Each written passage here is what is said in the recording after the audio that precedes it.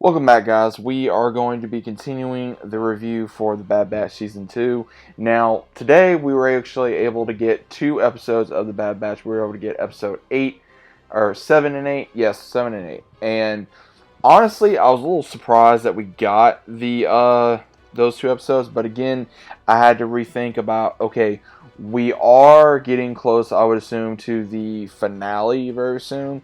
Because of, again, Mandalorian is right around the corner. So you guys already know I'm going to be reviewing Mandalorian very soon.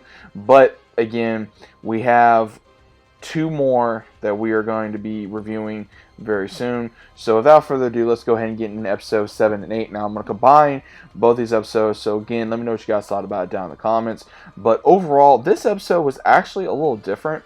And I was surprised I would actually enjoy it, because pretty much how it starts is we have these 2 clones talking, and one of them is by the name of Skip. He was there while Rampart destroyed Camino, and he can't handle what happened anymore, and he's wanting to go to the Senate about it, and he sent a threat up to Rampart as well to be like, hey, if you don't tell the Senate, then I will. And then as soon as that happens, him and his buddy go out, and then they get attacked by an assassin, and then the one Skip goes on the run, and then a familiar face starts coming.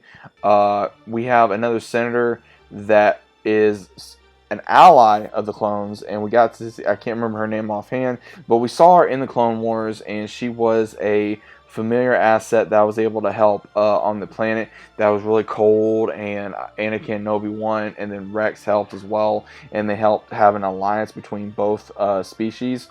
So she was really going above and beyond for the clones, figuring out something just didn't seem right, because Rampart wanted to have a bill in place to say, hey, we do not need the clones anymore, and something needs to happen. So she was trying to stop this, because otherwise clones are going to be dispersed. Well, throughout the episode, we have where he's trying to escape, and he tells the senator to go on Rampart's ship. That's where the backup log is. He's getting off of Coruscant, and if he doesn't, then he's going to die. And then when that happens, we do see the assassin kill the clone, as well as also the senator's bodyguards, and he gets in contact with someone that he was going to have help him, and lo and behold, who does he get to help him? Our boy Captain Rex. So Rex does return for this episode as well as the next episode, because this was a 2-part episode.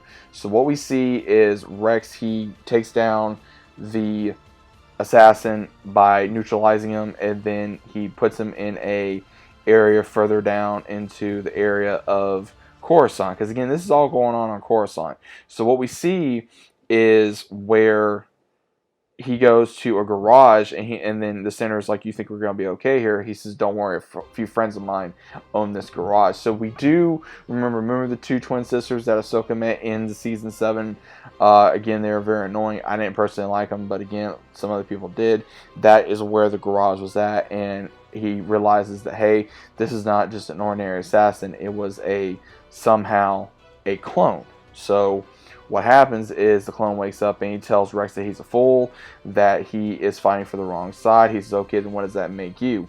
And the clone says a believer, and he bites down on something that makes him basically kill himself. And then when that happens, the episode ends, and then on the next episode, the Bad Batch gets asked for help by Captain Rex to go onto Rampart's ship, steal the information, so that way the senator can bring it to the Senate and prove, hey, Rampart did this. It was nothing of an accident. It wasn't this. It wasn't that. So this is how the plan goes. And when this happens, they find out about what's really going on, and they even find a fellow Kimnonian that was part of the Senate at one point, and the former senator talks to the other one, and we see pretty much where even Omega gets involved, and she states that she is a clone, and it bothers her because what the Empire did was wrong, and she wants justice for what happened.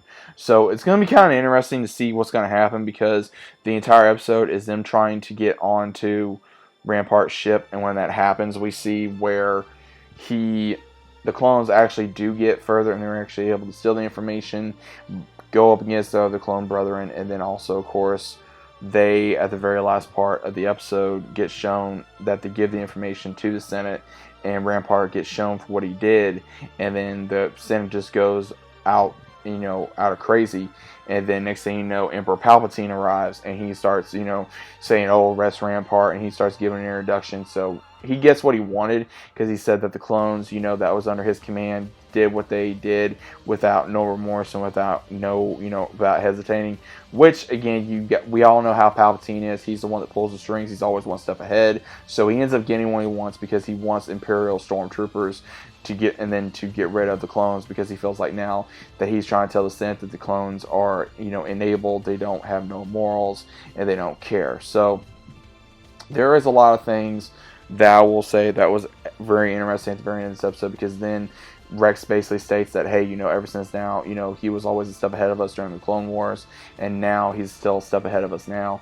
And Echo's like, okay, what do we do? And he says that I'm going to have to help as many clones as I can. And unfortunately, we get to see the goodbye of Echo right now, because Echo decides to stay with Rex and help him alongside the clones. And he gives his goodbyes to Omega, tells her to keep a good eye on the rest of the crew. And he says he'll be fine. It will only be gone for a while. It's not going to be around forever. And then it's going to continue. So right now, it's only going to be Hunter, Wrecker, and Tech, as well as Omega now. So it's only going to be 4 of them rather than the 5 of them. So again, I think this may be good for Echo, because he was always with Rex for the longest time, and then he took kind of a breather from him, and then now he's going to be returning as a fellow soldier and brother in arms. And then also was kind of interesting seeing Omega see the side of the Senate and how the politicians work. And then also in the beginning of the episode where she was trying to meditate like a Jedi, and she said it was very hard. And then Echo does state that, hey, it's a lot harder for someone that's not a Jedi, and it's a little easier, it comes natural to them. So we're going to be seeing a lot of different things that Omega is trying to not only involve herself in, but also kind of learn very slowly about different ways of the galaxy, because again, she was so sheltered as a young female clone on Kamino that she does not know a whole lot about the galaxy. So now it's going to be kind of interesting of what she's wanting to learn, and how much of a knowledge person she's going to be later on in life as well, what we're going to be seeing later on with Omega. So overall, I think the episodes were pretty cool. I think they're getting better by episode, but at the same time, I'm looking forward to seeing what else we can see within the series. We're very close to the end, but overall, guys, what did you guys think of the last couple episodes for today? Was it good? Was it bad? Either way, let me know your thoughts down in the comments down below. If you guys are new to the channel, also say about subscribing, leave a big fat like on the video if you guys enjoyed, and I'll see you as always on the very next one.